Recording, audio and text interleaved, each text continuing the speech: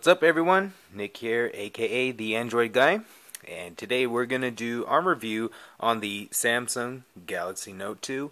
This is the T-Mobile version, and if you guys watched the unboxing video, we showed you a little bit about the device itself. So right now we're going to go more in depth with the smartphone, just so you guys can get a great idea about what a great device this is. So starting off with the hardware, you got this plastic sleek looking backing on here, battery cover actually I should say, but it is kind of like the previous Samsung battery covers where they're cheap plastic flexible stuff, like you saw on the Galaxy Nexus or the Samsung Galaxy S3 and so on. So volume rocker on the side, headphone jack in the front, 8 megapixel camera on the back with LED flash, charging port on the back, and your power button is actually on the side right here. Now this is my first Samsung device I've ever owned.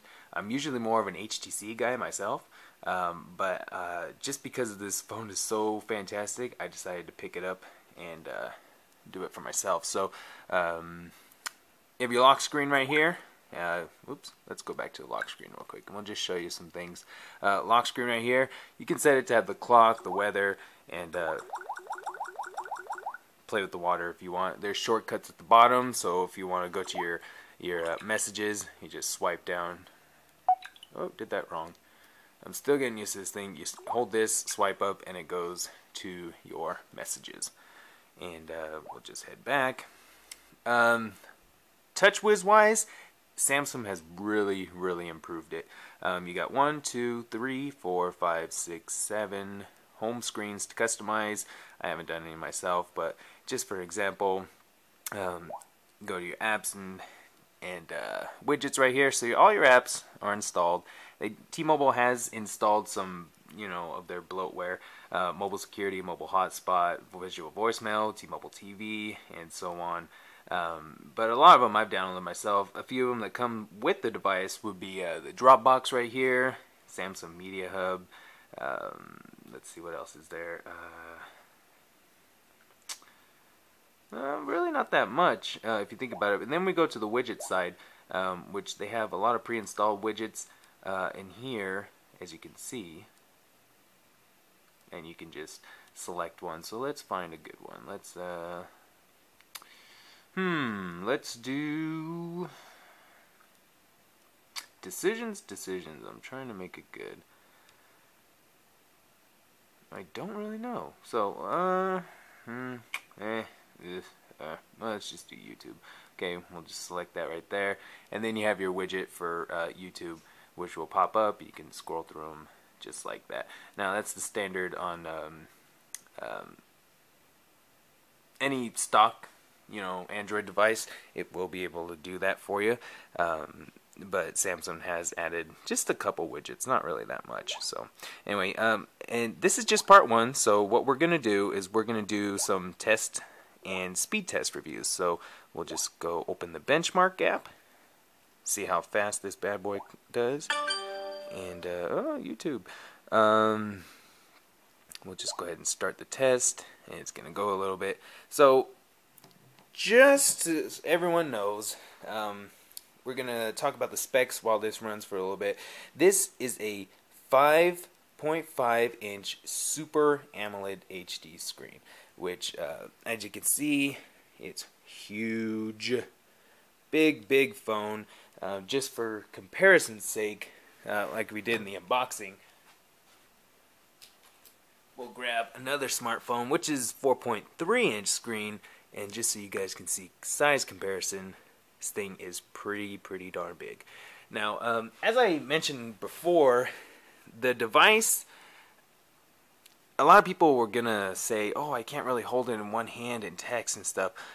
If you have larger hands, like myself, you'll be able to do it just fine, because I've been texting all morning, and I haven't had any problems with it at all. So, it is kind of sleek, so it might slip out, but if, just put your pinky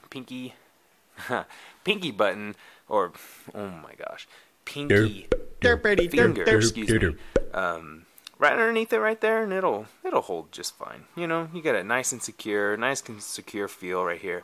And even if you want, just use your other hand right there, or you can go the different route and use the S Pen. But we'll go into that probably in part 2 of it. But we're just gonna do some quadrant or speed tests and data speed tests, just so you guys can see what this thing's rocking. Next off is the 1.6 GHz Quad-Core processor. That makes this phone super fast, super easy to use, no lag, or minimal lag, but it's a lot better than what it used to be. So, and this looks like World of Warcraft. I don't know about you guys, but it kind of looks like World of Warcraft to me. But anyway, like I said before, 8 megapixel camera on the back, and 1.9 megapixel front-facing camera right up there. But this one has LED flash, and then you got your proximity sensors, your light sensors, and so on. So, we'll go into more of the actual software features probably in part 2. But right now we'll just get these speed tests and stuff, and so on. So, what else was there? 3100 milliamp hour battery, HD recording, 1080p HD recording, 4G connectivity on T-Mobile. Verizon has it, and I believe Sprint and AT&T have it as well for LTE, and so on. So our ratings were pretty good. Why don't you check that out for yourself? If the camera focuses. If the camera focuses. Whoa. Okay. Anyway, the CPU's 8,241, while the GPU's 5,432. The RAM's good. Everything's good. And so on. So, anyway, yeah. We'll just go ahead and set that in. We'll go to the scores. Test. Chart would probably be better. So comparing this to the other devices on the market right now, it says my device right here, the Nexus 4, slightly a little bit faster, but again, you know, this stuff isn't really that accurate, so, you know, take this with, you know, salt and sugar. So Optimus G is way up there, Galaxy Note 2, Galaxy S3, 1X Plus, Transformer, and so on. So as you can see, it does really well in standard you know, scores and stuff. So we'll just go ahead and put in the system information just so you guys can see what's going on. It's got 2 gigabytes of RAM, 720 by 1280 screen resolution, and so on. So yep, and it is running Android 4.1.1 Jelly Bean. So a lot of you people out there that want the new Jelly Bean, take advantage of that, because we like to take advantage of Google Now as well. So, what's up? Yeah, that's what we searched. Yeah, let's just go Google Now. What's up, Google? Oh, well, let's ask her again. What's up, Google?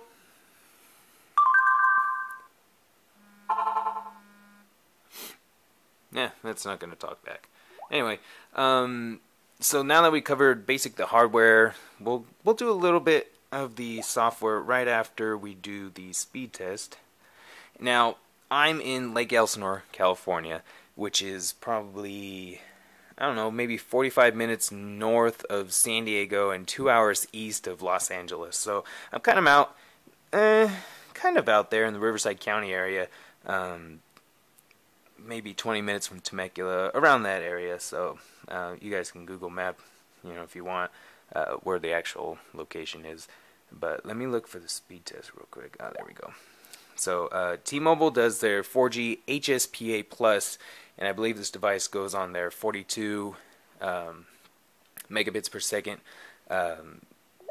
test. So and actually I heard also that this device also has an LTE chip that's dormant inside, but once, you know, they actually roll out, you know, their 4G LTE network, then it'll come out of dormancy with a software update, and you'll be able to take advantage of LTE on T-Mobile as well. So with that being said, I should probably take off Wi-Fi because those aren't accurate.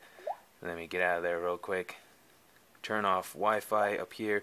Oh, and while we're here, let me just show you guys real quick. You have a nice little shortcut buttons at the top that scroll through. So say you want to turn off GPS, turn on GPS, turn off the sound, turn on vibrate, mute, and so on and so on. So I'm going to go ahead and turn off Wi-Fi, and there we go. We'll go to the speed test. Now let's change the server real quick because Irvine just a little bit of lag. And it force closed. Try it one more time.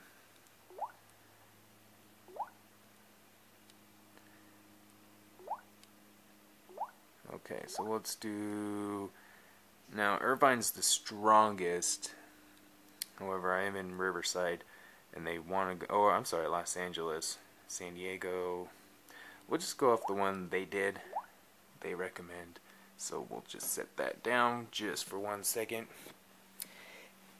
And let this thing do its thing. So, we're getting the ping, which is pretty high, but you can see we're getting pretty good data speeds. Getting up there to at least, oh, will it reach 6? Will it? Yes, it will. Will it reach 8? No, we're going at 7. Going at 7 for the download. The upload's a little bit slower at just over 1 megabit per second, which is pretty good still. Granted, download is a lot.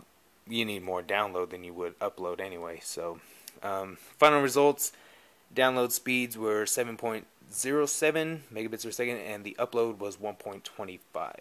So, pretty cool. Pretty cool.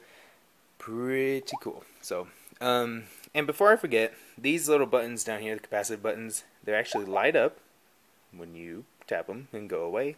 Not even visible. Samsung did it where they had the home button, just a rectangular thing right here. So anyway, now let's just go into the contacts right here, because you don't really notice that much difference between stock and TouchWiz. So say, well, I know my pictures. I like to have my pictures as little cartoon characters from my comics or contacts. Sorry. Which is pretty cool. So anyway, so if we're just going here, we're gonna look at the contact right here. Oh, not that one. Let's go to one that actually, you know, does have one. So anyway, you can see the contact picture, and it displays all its information through the bottom, including the your Google Plus information and so on. So yeah. Anyway, messages, same thing. You know, scrolls out and it shows you the picture and the contact. Anyway, so keyboard wise, like I said, I can type pretty good on it just with one hand.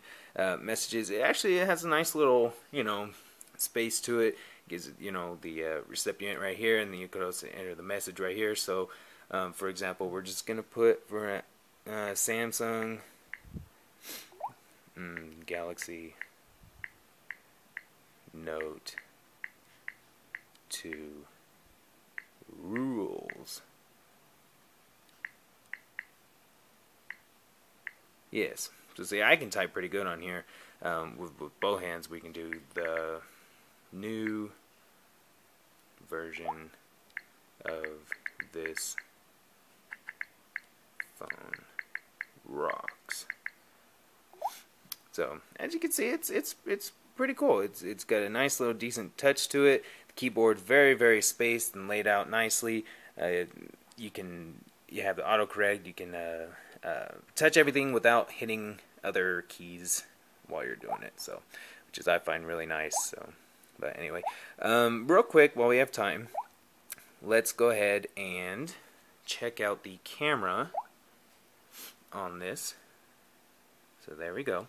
It also has a burst shot, panorama mode, and a bunch of little, you know, things that you can change, like the filters and stuff. So we'll go ahead and let's just take a picture of the box along with Andy on top of it. So we'll go ahead and take this picture. Now if you wanted to do burst shot, all you would do is just hold down the camera and take as many pictures as you want, and then it processes, and then you can go and choose which picture you liked the best out of all of them. So, which is pretty cool. So we'll test out the video camera while we're at it. Okay, and you can also take snapshots while you're recording. So let's go ahead and take a little picture of this little Android thing rolling or walking, and go. So we're just going to take a little video of him taking a little stroll.